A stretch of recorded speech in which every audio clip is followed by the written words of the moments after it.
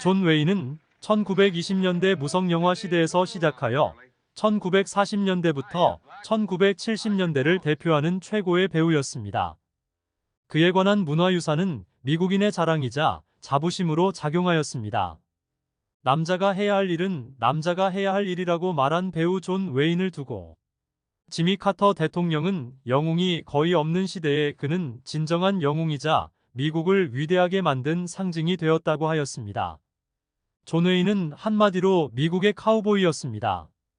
그는 영화를 통해 미국인이라는 긍지를 높였으며 자유민주주의와 공산주의가 첨예하게 대립하던 시절 할리우드에서 공산주의자들을 뿌리 뽑기 위해 노력한 배우로도 유명합니다.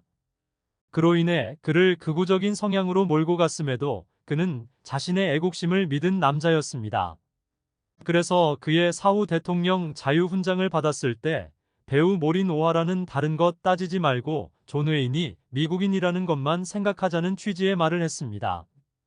1907년 5월 26일 미국 아이오와주 윈체스터에서 태어난 그의 본명은 마리온 로버트 모리슨입니다.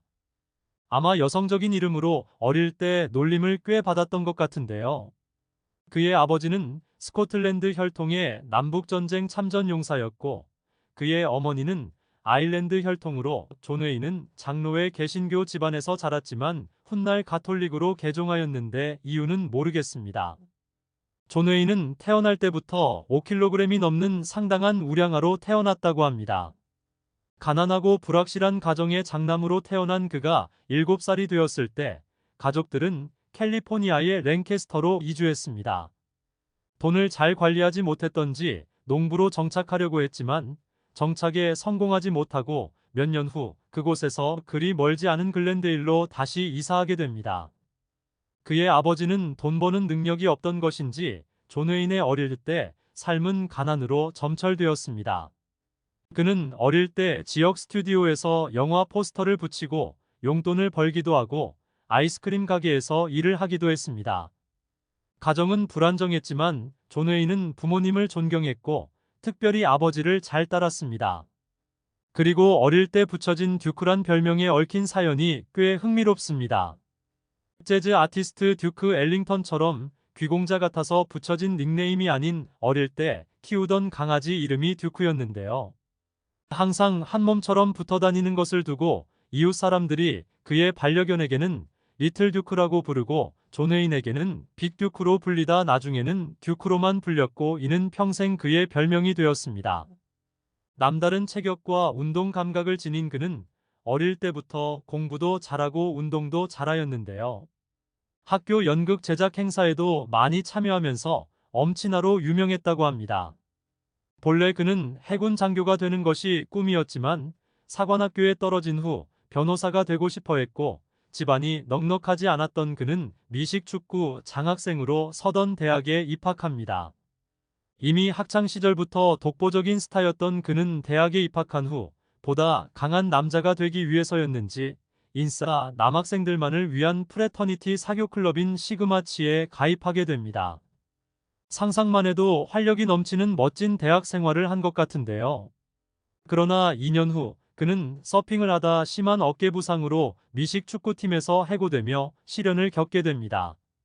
그는 학비를 벌려고 뭐든지 해야 했고 영화사에서 소품 준비를 하는 스텝 및 영화 엑스트라 등을 하게 됩니다. 그러다 본격적으로 영화 일을 직업 삼아 하고 싶어서 폭스사와 계약하였습니다. 이렇다 할 흥행 작품이 없이 전전한 가운데 그가 영화 소품 담당으로 일할 때 훗날 서부국 장르에 큰 족적을 남기게 될 존 포드 감독과 알게 되면서 평생 인연을 만들었고요. 그의 추천으로 라울 월슈 감독의 빅트레일 오디션을 받고 주연 배우가 되었습니다. 1930년에 개봉한 이 영화는 비록 흥행에 실패했지만 어느 정도 세상에 이름을 알리게 됩니다. 이 영화를 찍으면서 본명 대신 존 웨인이란 이름을 쓰게 됩니다. 이후로 8년 동안 이렇다 할 두각을 나타내었다기보다는 당시 인기 있던 서부극을 주로 맡으며 B급 영화배우로 60편이 넘는 영화를 찍으며 혹은 서부극에 특화된 배우로 알려졌습니다. 현재까지도 서부극 하면 존 웨인이 떠오를 정도로 그가 등장하지 않은 영화가 없을 정도로 다작을 찍었습니다. 그렇게 그냥저냥한 배우로 마감하나 싶었는데 1939년 존 포드 감독이 영화를 같이 찍자고 하네요. 역마차란 제목의 이 영화는 엄청난 흥행을 하게 되고 이후부터 B급 스타에서 A급 스타로 거듭나면서 존 웨인은 살아서도 죽어서도 전설로 남게 됩니다. 다음 해 찍은 영화에서도 그는 좋은 성적을 거두었습니다. 1940년 영화 세븐 시너스에서 당대 최고 여배우 마를렌 디트리히와 함께 작품을 찍었는데요. 이둘의 남다른 케미는 영화 밖에서까지 이어졌습니다. 존 웨인은 엄청난 매력의 마를렌 디트리히와 영화 촬영 중 눈이 맞아 3년 정도 교제한 것으로 알려졌습니다. 한간에는 둘은 육체적 관계일 뿐이라며 단순 불륜으로 치부하였지만 사실 마를렌 디트리히와 존 웨인은 생각보다 깊고 열렬히 사랑했으며 존 웨인이 존 포드 감독 다음으로 신뢰한 유일한 사람이었다고도 합니다.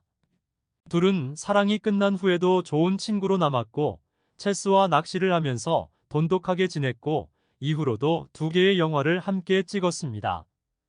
그는 총 3번의 결혼 중 2번의 이혼을 하였는데요. 1933년부터 1945년까지 산 첫 번째 아내와 사는 동안 2명의 딸과 아들을 낳았습니다. 엄격한 가톨릭 신자였던 조세핀과 사는 동안 마를렌 디트리히 외에 악명 높은 멕시코 창녀 포주의 딸 샤타와 바람이 나서 결국 이혼하게 되는데요. 가뜩이나 성질도 사납고 목욕도 자주 하지 않는 데다 코 밑에 털도 안 깎고 다리 털을 밀지 않은 것도 화가 나서 미칠 노릇인데 엘리자베스 테일러의 전남편인 니키 테일러와 바람을 피우고도 남편이 자신을 상습적으로 구타했고 강간했다며 전 세계를 돌아다니며 근거 없는 소리를 떠벌리고 다녔습니다. 결국 그녀는 거액의 합의금을 얻은 후에야 자신의 나라로 떠났지만 1년 후 빈술병이 가득 찬 멕시코의 호텔방에서 죽은 채로 발견되었습니다. 그녀와 이혼 후 그는 그녀와의 결혼을 자신의 인생 중 가장 어리석은 짓이었다고 후회하였습니다. 그래서인지 1950년에는 영화 콰이어트맨을 찍으면서 상대 배우 모린 오하라와 스캔들이 나기도 했습니다. 2014년 그의 자서전 중에는 존 웨인이 마를렌 디트리히와 3년 동안 교제한 것은 물론 모린 오하라하고는 그보다 더 오래 교제했다고 인정한 내용이 쓰여 있습니다. 1954년에 이혼한 후 그해 세 번째 아내인 페루 출신 여배우 필라 팔레트 사이에서 세 딸을 낳았습니다. 존 웨인은 샤타의 행실을 탓했지만 그도 이혼 전에 이미 팔레트와 연애하고 있었습니다. 헐리우드의 라이프 스타일에 좀처럼 적응하지 못한 필라 팔레트는 수면제에 의존하였고 존 웨인과 함께 잠든 어느 날 충동적으로 칼로 손목을 그었습니다.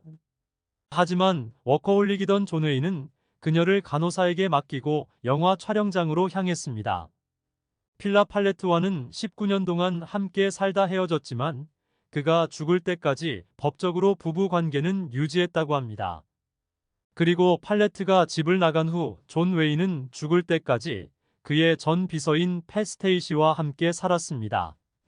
또한 히피즘이 난무하던 시절 사람들은 낭만주의에 심취해 미국의 청년들이 베트남전에서 희생되는 것을 반대하였지만 보수주의 성향이 강한 존 웨인은 베트남 전쟁을 강력히 지지한 주장과 상반되게 2차 세계대전 당시 병역을 기피해서 대중의 눈살을 찌푸리게 한 일화는 유명합니다. 물론 당시 그의 나이는 40대를 바라보고 있었고 부양할 자식도 있었지만 그가 징집되어 전투 참여가 아닌 공익처럼 담배꽁초나 주울 바에야 반공 영화를 한 편이라도 더 찍어구기게 도움이 되게 하겠다는 취지는 이해하나 몇 번이나 미룬 것은 적잖은 실망을 주긴 했습니다. 그리고 이 점을 존 포드 감독도 가장 못마땅하게 생각했다죠.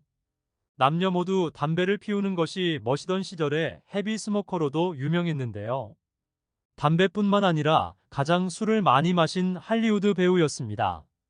스턴트맨을 대신할 정도로 몸을 혹사한 강철 체력을 과시하였고요.